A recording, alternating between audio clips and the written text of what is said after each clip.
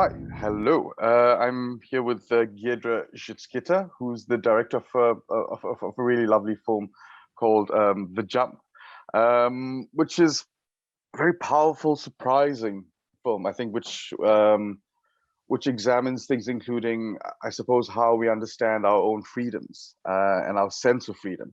And Giedre's film is about is about a Lithuanian sailor who jumps from a Russian boat in 1970, just off the coast of Massachusetts in the US, onto an American Coast Guard boat, and in an attempt to defect to the West. And what follows is an interesting story that I think is both personal, but is also political on a meta level as well. So just to start, talking about the film, Giedre, I read somewhere that that you introduced to the character of Simas Kudirka, who's the seaman who attempts to defect during a Q&A session around one of your previous films. And obviously, I think in Lithuania and in what used to be the USSR, etc., there wasn't much known about him, whereas in the US he appeared to be, just judging by your film, quite a celebrity. So I'm just wondering, firstly, what drew you to the story, and how did you then go about researching and fleshing out this person that you otherwise would not have known about if it had not been for that screening? Yeah.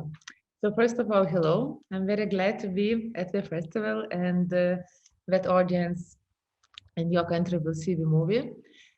And yes, you are right. I heard about Simas when I was myself in the United States in America. And I was very surprised that I didn't know about the story that much in Lithuania. And when Simas jumped, local media, of course, was not describing the story because it was Soviet time and it was censorship, and they didn't want to inspire other sailors to jump or other people to flee because we lived in a very beautiful country and people are not leaving this country. So everybody who wanted to leave this country were called betrayals of their motherland. Mm-hmm. And but like Simas told in the court, it was not his motherland. His motherland was occupied by Soviets, so he didn't betray his motherland. And of course, but still, people knew about the story. The ones who were listening to Voice of America radio by secret waves through the radio, trying to catch some news from the West. And the story was going from lips to lips. And when I heard this, I just heard the very beginning that there was a sailor who jumped for freedom, a Lithuanian sailor during the Cold War. And for me, this image of a human figure in between two ships, two worlds, two different powers, like, it just, I thought it was very metaphorical and it was yeah, fascinating. So that's how I started. And I didn't, little did I could imagine how the story would develop further, developed later. And when I realized, yes, but the jump was only the beginning, and what happened after was the real jump for Simas. So Yeah. as a true filmmaker, I didn't have, I just started. And of course, I also had, it's not only that was, the story was like a Hollywood movie, fascinating, adventurous, full of drama, suspense, and tears and jokes. It had everything into that. And twists of fate, but at the same time it was for me very, very close because of my because of my background, because I was myself, I was born, it was still the Soviet Union, and I was 10 years old when Lithuania became liberated. And I remember it so vividly, all this feeling for freedom, longing for freedom, and what freedom means. So, and that's why maybe these themes of freedom are very important in my films. And at the Yeah. same time, not only talk about the past, but I think the audience from this film realize how film is relevant today regarding all this crisis what's on the world right now, and immigrants, refugees, and at the same time appreciate the freedoms we have, because sometimes we don't know what to do with our freedoms. Yeah, no, that's true. And I think what comes across really clearly in the film is Simas's irrepressible feeling and love for or sense of freedom. You know, I mean, it's a very profound sense of freedom, which changes obviously over time. You know, in Lithuania, then you know, in the concentration camp, and then in America itself. I think you touched on a couple of themes, and there's stuff that I certainly want to come back to, especially with regard to contemporary, or what's happening in contemporary politics, Belarus, Lithuania, etc. But to get there, I think I'm going to just maybe move through the film a little bit more. And you know, I read in another interview somewhere that you know, by the time you'd got to meet Shimas, you know, he was almost tired of talking about himself and this adventure. And then you made a very important point, I think, which for documentary filmmakers and for documentary photographers and journalists is a very important thing, which is the notion of time.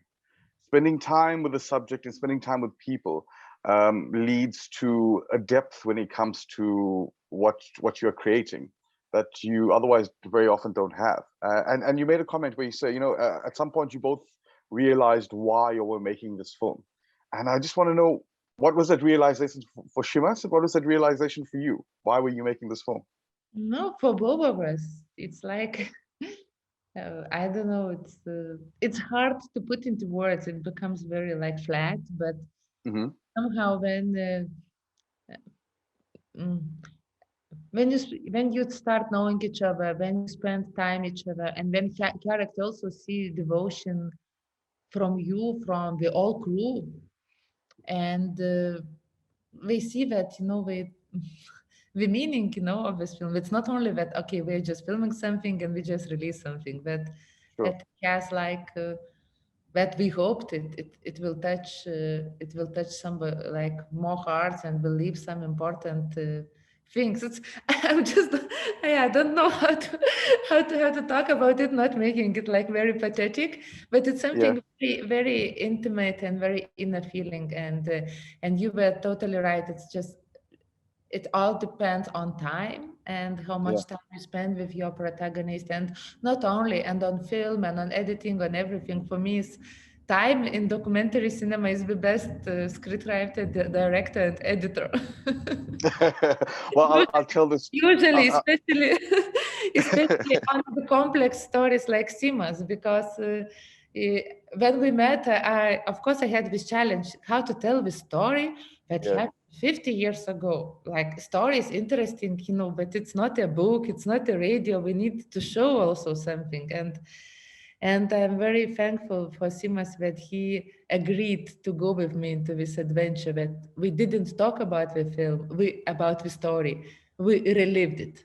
That it was like Mm-hmm. that we relived together all his journey, and I Yeah. think that was this, yeah. That and then also for him, that's why I think it also in a partly it was like a therapy, not only like memory, but a therapy to come back Yeah. to the same ship where everything happened 50 years ago, where he jumped, and to relive all this experience of that night. I saw that it was very true. It was nothing.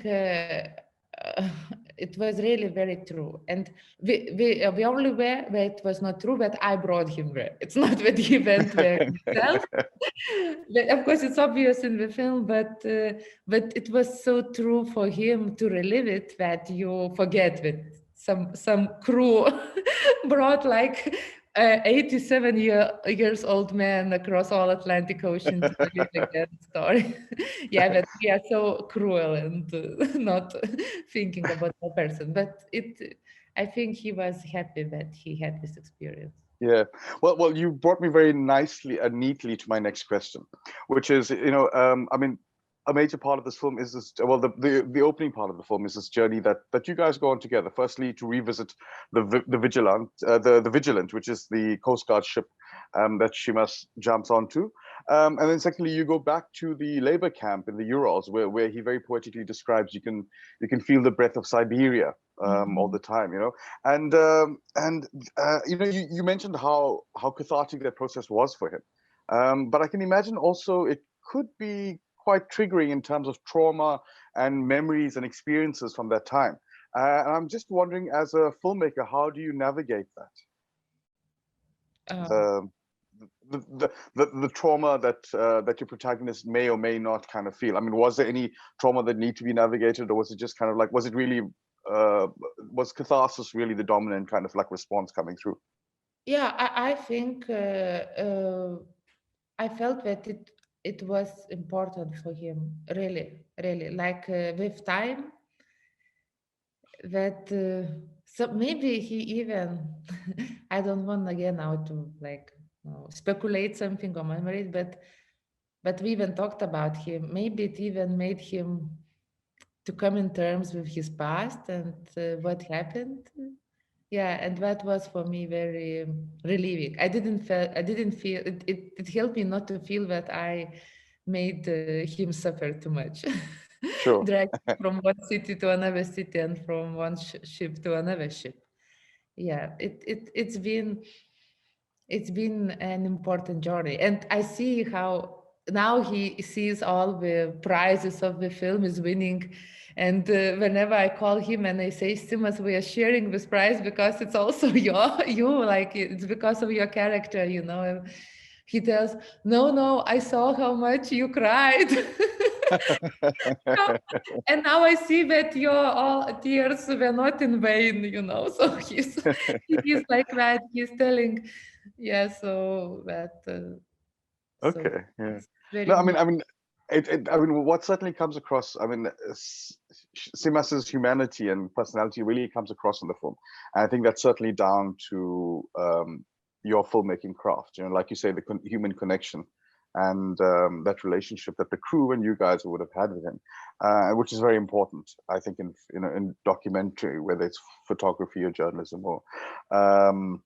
But the other thing that I'm quite interested in is there's a lot of archival material that you use, which is phenomenal. You know, I mean, both of Simas at various stages in his early life, but also like generally of that time, the Cold War, which is a very significant moment in human history. So, can you take me through kind of like how much research, how available that research was, and the state of the archives that you, whether in Lithuania and or the US, like this, was it easily accessible? Most of the archives, almost all archives were from US. Some archives Okay. were also from Lithuania, and oh, it's been a long, long process. But I am a digger. I think if I would Mhm. not be a documentary filmmaker, I certainly maybe would be archaeologist because I really like to discover, and I never give up. And I like, and I what I learned also from this film that, for example, always ask twice. Like it was really like a detective job. Like I find somewhere in the newspaper that this and that year Simas visited Boston and he met with city mayor and he got that and that. And when I see like in a photo that it was filmed by a TV station, and I try to blow up the photo, try to find which TV station, then try to find, and we say, oh no, it was 70 something. We don't have any. It's like film material. I realized that archive is not, the catalog of archives are not that good in all countries, not only Lithuania, in America too. But when you call next, and it's like, and they say, no, we don't have nothing. But when you call next day, and there is another person who is less lazy, who is more detailed, really, maybe he had a better sleep or sun is shining, and he tries to, you know, go and look more, and he finds something. So that's how Yeah. they're working in this life. Oh wow. Yeah. I suppose. I mean, that's it. That's filmmaking, eh? Yeah, Yeah. and not only you see from Sima's story, I mean, how that films are working if you never give up. If you, Mhm. yeah, like we see that people were fighting for Sima's, so how they, Yeah. yeah. Yeah. I think we're running out of time, so I'm going to quickly try and squeeze in two quick questions, right? The first one, just so that it doesn't get lost, I think is a significant one. It's just kind of like the contemporary echoes, the contemporary political echoes that I think we see now in Lithuania, the Baltic states. What happened recently with the Belarusians, you know, bringing down that Ryanair plane, which had the dissident journalist Roman Protasevich on board, right? And also recently the allegations of kind of like weaponization of migrants by Belarusia in that area. You know, so I'm just wondering, you know, if what's your, can you comment on this contemporary echo of your film that we're seeing being played out in you know in geopolitics at the moment? Yeah, I don't want to comment on special politics or Sure. hybrid attacks or something what's happening, but most importantly, I think still this film shows that we need to see that behind every refugee there is a human being, and I think this story really shows it very vividly. And still, for me, this film is also contemporary, not only in this refugees and immigrants context. It's also we see how politicians are playing games, how Sure. what indifference of society can that we are not indifferent, that we are trying for something, what we can do for other person. For me, story of Simas was a miracle, really a miracle. What happened because we we realized that how many political prisoners, how many protests and nobody would work. But this miracle would never happen if not the society who worked for Simas. And for me, this is the most beautiful part of the film. What other people did for a man about which we don't know anything. We didn't knew anything about Simas, just his name, Simas, and one single photo from the document which he left on the ship when he jumped. That was Hmm. all. Hmm. Yeah, and I mean that's certainly true. It's this idea of kind of the optimism of the human spirit, Yeah. to achieve things. I think it's a very Gramscian kind of thing to deal with. My last question, Giedre, just very quickly, and this is a more personal one. I'm just kind of like looking at your previous work as well. Master and Tatiana, and how we played the revolution. And I'm just kind of, I mean, your films are definitely about freedoms and moral conscience. I'm just kind of wondering. Um, is this a almost an instinctive thing that you pursue? How does this happen in your films? These themes, these. Yeah, as I mentioned before, it's maybe I am a child of so-called perestroika. Perestroika was the movement that started with the fall of the Soviet Union. Yeah. And really, I was born in totalitarian system, and I really remember vividly these times. And I experienced the change of the system so strongly that it's now like in my blood. And maybe that's why I'm still searching for stories about people who are striving for their freedoms and choices that they need to make. Because I constantly ask myself, what would I do if I would live still now in this kind of society? What choice I would do? Hmm.